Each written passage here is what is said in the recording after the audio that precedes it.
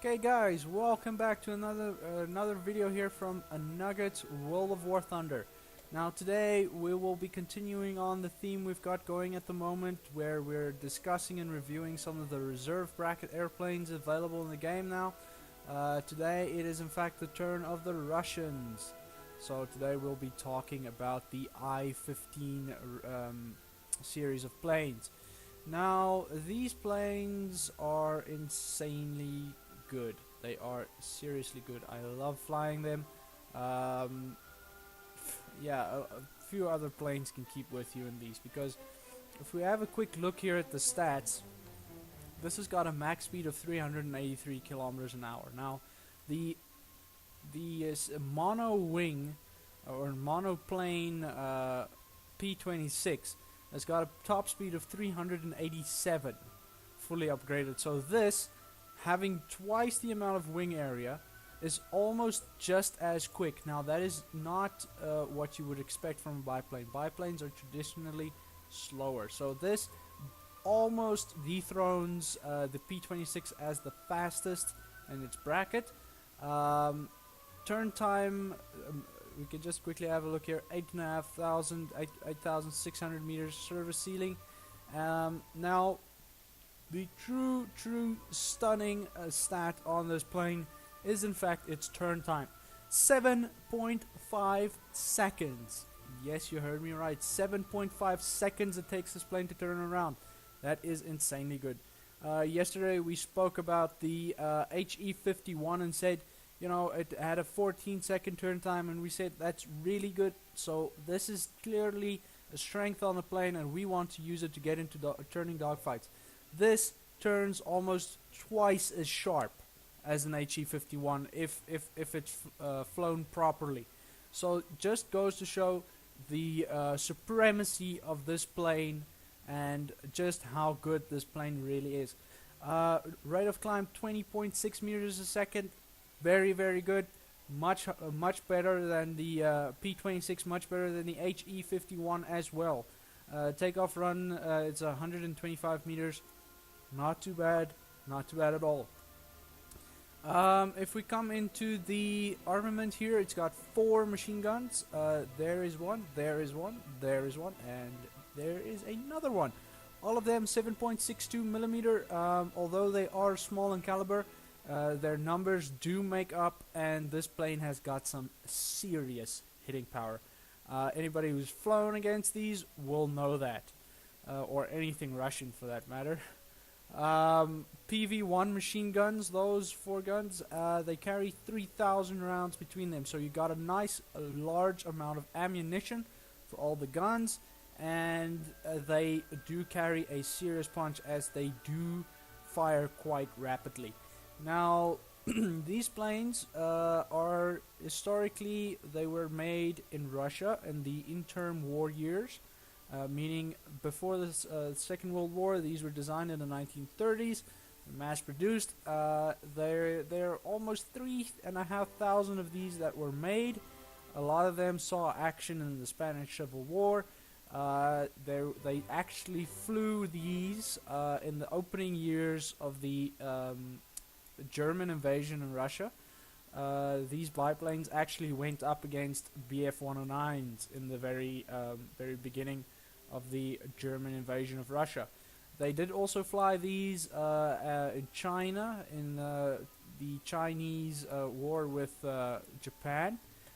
They saw success on all fronts, but were later well outclassed by superior monoplane designs such as the Bf-109. They are very quick, as we saw. They can turn themselves inside out, and they pack a serious punch. So this very good plane, you will find success in this quite easily in the reserve bracket. Strengths of the plane being that awesome turn time, high speed, and rate of climb. So in this, we can basically do anything. We can use the tactic we discussed for the P26, where we climb up to altitude, dive down into our enemy, and just open up on him, spray him with bullets, kill him, and climb back up to altitude. We can do this and this, and we can do it very successfully. Or we can go into the furball, pick out a target, shoot him down, pick out another one, turn with him, shoot him down, and we can just continuously go on like that, because this plane will allow you to do that, and they are extremely robust. These suckers can take a hell of a beating. Wings here are made out of canvas covered wood, and the fuselage made out of a canvas covered aluminum or metal beneath that canvas. So these can take an insane amount of damage, and they fly. They are very easy to fly. I will really be surprised if there are any people out there who haven't enjoyed great success in these. Then now we've discussed that the tactics for this. We've said, you know, we can basically do anything with this.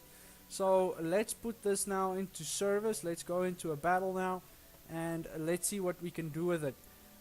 Just, however, before we go, a small thing I forgot to mention. As some players are aware, these planes have the nickname Chaika. Now, Chaika is a Russian word meaning seagull. Anybody see why? For those of you who did, congratulations, it's this dip in the wing here. They did this to improve pilot visibility, and the plane subsequently got nicknamed the Chaika, or in English, the seagull. Well, this seagull or not, it's potent, it's vicious, it's a dream to fly. So let's put it into a battle and see what we can get out of it. Stay tuned, the battle will begin shortly.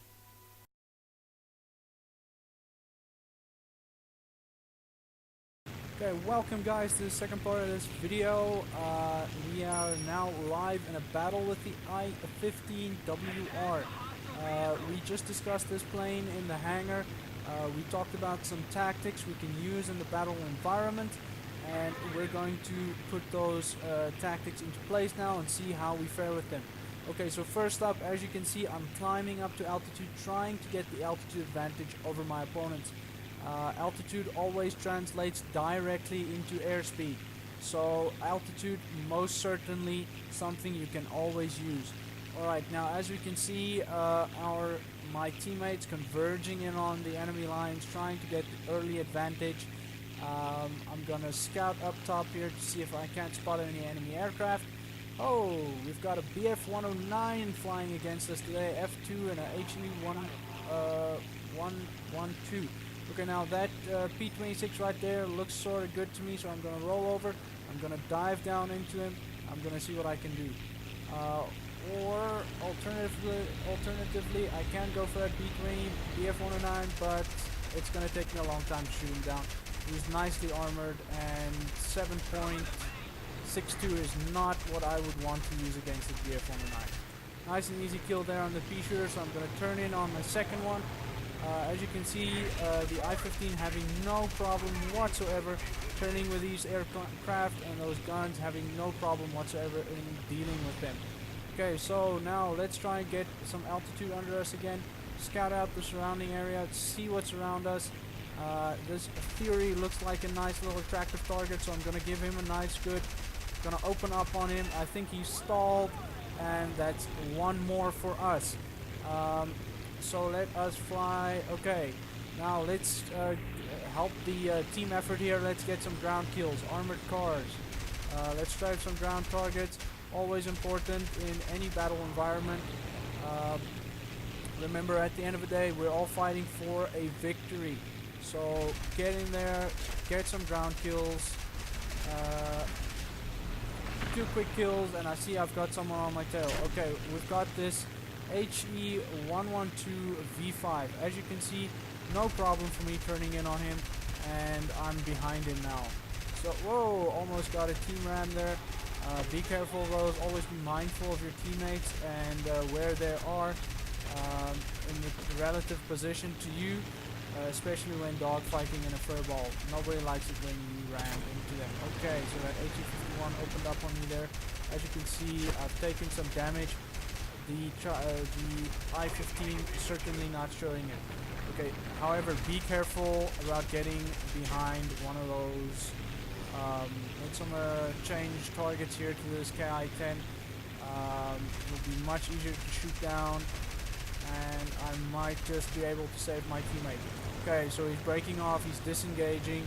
I have succeeded in my first goal, saving my teammate. Now I want to succeed in my second goal, getting the kill, and we got it. Okay, so let's get in on this P26 right here. He's got some pursuers already. That is a little crowded, so I'm gonna go in for something else, like that I15 right there. Gonna give him some bullets, see what I can do against him. Taking some flak there.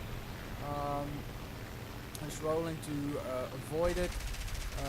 Gonna open up on him. That P36, like I said, it's gonna take you forever to shoot that down, so don't even bother. Let's turn in on this HE51. Looks like he's breaking off to disengage. The I-50 now came back and rolled in on me. I'm, as you can see, out of ammo.